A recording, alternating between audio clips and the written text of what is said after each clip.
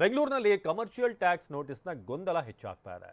ವಿಶೇಷವಾಗಿ ಒಂದಷ್ಟು ಬೇಕರಿ ಕಾಂಡಿಮೆಂಟ್ಸ್ಗಳಲ್ಲಿ ಈಗ ಸ್ಟಿಕ್ಕರ್ಗಳೇನಿತ್ತು ಅದನ್ನು ತೆಗೆಯೋದಕ್ಕೆ ಹೊರಟಿದ್ದಾರೆ. ಯಾಕಂದರೆ ಅವರಿಗೆ ಗೊಂದಲ ಇದೆ. ಎಸ್ಪೆಷಲಿ ಬೇಕರಿ ಕಾಂಡಿಮೆಂಟ್ಸ್ ಮಾಲೀಕರಿಗೆ ತೆರಿಗೆ ಆತಂಕ. ಜುಲೈ 25ಕ್ಕೆ ಬೇಕರಿ ಕಾಂಡಿಮೆಂಟ್ಸ್ ಬಂದ್ ಮಾಡೋದಕ್ಕೆ ಚಿಂತನೆ ನಡೀತಾ ಇದೆ.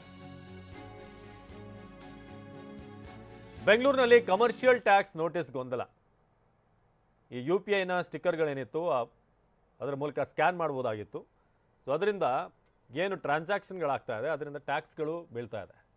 ಆ ಕಾರಣಕ್ಕೆ ಭಾಳಷ್ಟು ಕಡೆ UPI ಇಲ್ಲ, ಕ್ಯಾಶ್ ಕೊಡಿ ಅಂತ ಈಗ ಹೇಳೋಕೆ ಹೊರಟಿದ್ದಾರೆ. ಸೊ ಬೆಂಗಳೂರಿನಲ್ಲಿ ಕಮರ್ಷಿಯಲ್ ಟ್ಯಾಕ್ಸ್ನ ಗೊಂದಲ ಹೆಚ್ಚಾಗ್ತಿದೆ. ಇದರ ಬಗ್ಗೆ ಸರ್ಕಾರ ಒಂದು ಸ್ಪಷ್ಟವಾದಂಥ ಒಂದು ಕ್ಲಾರಿಟಿಯನ್ನು ಕೊಡಬೇಕಾಗಿದೆ.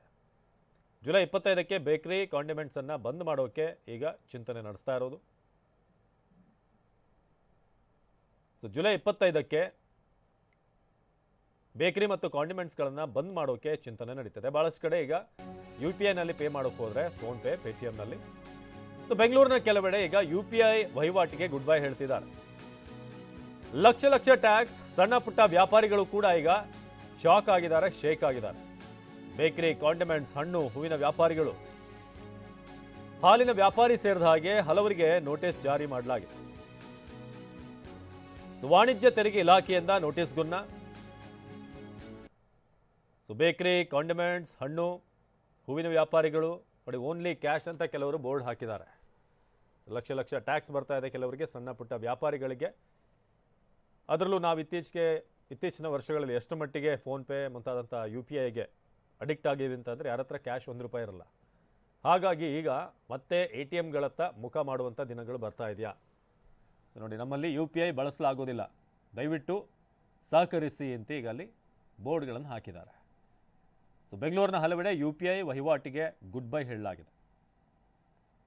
ಸೊ ಫೋನ್ಪೇ ಮತ್ತು ಗೂಗಲ್ ಪೇ ಏನಿದೆ ಇದಕ್ಕೆ ಪೇಟಿಎಂ ನಗದು ಮಾತ್ರ ಸ್ವೀಕಾರ ಮಾಡ್ತಿರೋದು, ನಾವು UPI ಮೂಲಕ ಹಣ ತೆಗೆದುಕೊಳ್ತಿಲ್ಲ ಅಂತ. ಇದು ನಿಜಕ್ಕೂ ದೊಡ್ಡ ಗೊಂದಲಕ್ಕೆ ಕಾರಣ ಆಗುತ್ತೆ. ಈಗ ಹಾಲಿನ ವ್ಯಾಪಾರಿಗಳು, ಬೇಕರಿಯವರು, ಸಣ್ಣ ಪುಟ್ಟ ಅಂಗಡಿಗಳು, ಕೆಲವೊಂದಷ್ಟು ಕಡೆ ಎಷ್ಟು ಟ್ಯಾಕ್ಸ್ ಬಂದಿದೆ ಅಂತಂದರೆ ಕಂಪ್ಲೀಟ್ ಆ ಅಂಗಡಿನ ಮಾರಿದ್ರೂ ಕೂಡ ಅಷ್ಟು ದುಡ್ಡು ಬರಲ್ವೇನೋ, ಅಷ್ಟು ಟ್ಯಾಕ್ಸನ್ನು ಕೆಲವರಿಗೂ ಬಂದಿದೆ.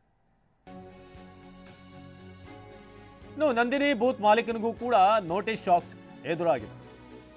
52 ಲಕ್ಷ ಕಟ್ಟೋದಕ್ಕೆ ವಾಣಿಜ್ಯ ತೆರಿಗೆ ಇಲಾಖೆ ಸೂಚನೆಯನ್ನು ಕೊಟ್ಟಿದೆ. ನೋಟಿಸ್ ನೋಡಿ ಅಭಿಷೇಕ್ ಅನ್ನೋರು ಶಾಕ್ ಆಗಿದ್ದಾರೆ. ಅಭಿಷೇಕೆ ಶೇಕ್ ಆಗಿದ್ದಾರೆ. ಈಗ ಕಳೆದ 3 ವರ್ಷಗಳಿಂದ ವ್ಯಾಪಾರ ಮಾಡ್ತಿರುವಂಥ ಅಭಿ ಅವರಿಗೆ 52 ಲಕ್ಷ ಟ್ಯಾಕ್ಸ್ ಬಂದಿದೆ. ಕಚೇರಿಗೆ ಬನ್ನಿ ಅಂತ ಅಧಿಕಾರಿಗಳು ಫೋನ್ ಮಾಡ್ತಿದ್ದಾರೆ. ನಂದಿನಿ ಬೂತ್ ಮಾಲೀಕನಿಗೂ ಕೂಡ ನೋಟಿಸ್ ಶಾಕ್ ಎದುರಾಗಿದೆ. ವಾಟ್ಸಪ್ಪಲ್ಲಿ ಬಂದಿತ್ತು.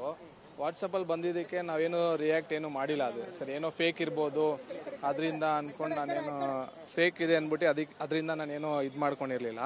ಮತ್ತು ತಿರ್ಗಾ ಕಾಲ್ ಬಂತು, GST ಆಫೀಸಿಂದ ಕಾಲ್ ಮಾಡ್ತಾ ಇದ್ದೀರಿ, ನಿಮಗೆ ಈ ಥರ ಇದು ಬಂದಿದೆ ಟ್ಯಾಕ್ಸು, ನೀವೇನು ಪೇಮೆಂಟ್ ಏನಕ್ಕೆ ಇದು ಮಾಡಿಲ್ಲ ಅಂತ ಬಂದು ಇನ್ಫಾರ್ಮ್ ಮಾಡಿಲ್ಲ ಅಂತ. ನಮಗೇನು ಗೊತ್ತಿರಲಿಲ್ಲ ಇದ್ರ ಬಗ್ಗೆ ಮಾಹಿತಿ, ಯಾರು ಏನು ಹೇಳಿಲ್ಲ ನಮಗೆ. ಸೊ ಇನ್ನೊಂದು ಸ್ವಲ್ಪ ದಿವಸ ಆಗಿದ್ಮೇಲೆ ನನಗೆ ಮನೆಗೆ ನೋಟಿಸ್ ಬಂತು. ನೋಟಿಸ್ ನೋಡಿ, ಇದೆ ನೋಟಿಸ್ ಬಂದಿದೆ. ನಾನು ಸರಿ ಆಮೇಲೆ ಕನ್ಫರ್ಮ್ ಮಾಡಿಕೊಂಡೆ ಇದು ನಿಜ ಇರ್ಬೋದು ಅಂತ. ಆಮೇಲೆ GST ಆಫೀಸ್ಗೆ ಹೋಗಿದ ತಕ್ಷಣ ಅವ್ರು ಇದ್ಕೊಂಡು ಈ ಥರ ಸರ್ ನಾನು ಈ ಥರ ಹಾಲಂಗಡಿ ಇಟ್ಟಿರೋದು, ನಾನು ತಿಂಗಳಿಗೆ 20,000 ಮಾಡ್ತೀನಿ, 20,000 ಮಾಡಿದ್ರೆ ನನಗೆ ಸಿಗೋದೆ 2,000, ಅದರಲ್ಲೂ ಕರೆಂಟ್ ಬಿಲ್ಲು, ನೀರು ಬಿಲ್ ಅಂತ ಹೋದರೆ ಸಿಗೋದೆ 1,000-800 ಇದೆಲ್ಲ 52 ಲಕ್ಷದ 54,000 ನನಗೆ ಇದು ಮಾಡಿದ್ದೀರಾ, ನಾನು ಎಲ್ಲಿಂದ ಹೋಗಲಿ ಸರ್, ಏನು ಮಾಡಲಿ ಏನಂತ.